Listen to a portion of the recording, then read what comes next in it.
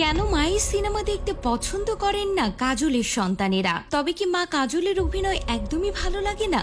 90 দশকে রাজত্ব করা রাভিনা ট্যান্ডনের মেয়ে রাশা থাদানির বলিউডে অভিষেক হয়েছে। শুধু রাশাই নন, এই তালিকায় রয়েছেন সোয়ানা খান, অনন্যা পান্ডে থেকে শুরু করে অনেক স্টার কিডি আছেন। সেদিক থেকে যেন ব্যতিক্রম কাজলের মেয়ে। কাজলের মেয়ে নাইসা দেবগনের চলচ্চিত্র জগতে পা রাখার পরিকল্পনা আছে কিনা এমন প্রশ্নে ফিল্মি জ্ঞানকে দিয়ে এক সাক্ষাৎকারে কথা বলেছেন কাজল। কাজলকে জিজ্ঞাসা করা হয়েছিল, রাশা যেমন তার মা রাভিনার উত্তরাধিকার বহন করছে, তেমন করেই কি নাইসাও তার উত্তরাধিকারকে এগিয়ে নিয়ে যাবে? এরপর কাজল বলেন, না, আমার মনে হয় না ও তা করবে। ও সিনেমায় আগ্রহী নয়। আমি আমার পরিবারের সব বাচ্চাকে ভালোবাসি এবং আমি চাই ওরা এমন কিছু করুক যা করতে ওদের ভালো লাগে। আমি মনে করি তাতেই ওরা সফল হবে। অভিনেত্রীর সন্তানরা তার অভিনয় দেখে কি? এমন প্রশ্নে কাজল বলেন, আমার সন্তানরা আমার ছবি একদম পছন্দ করে না, কারণ সেগুলোতে আমাকে কাঁদতে হয়।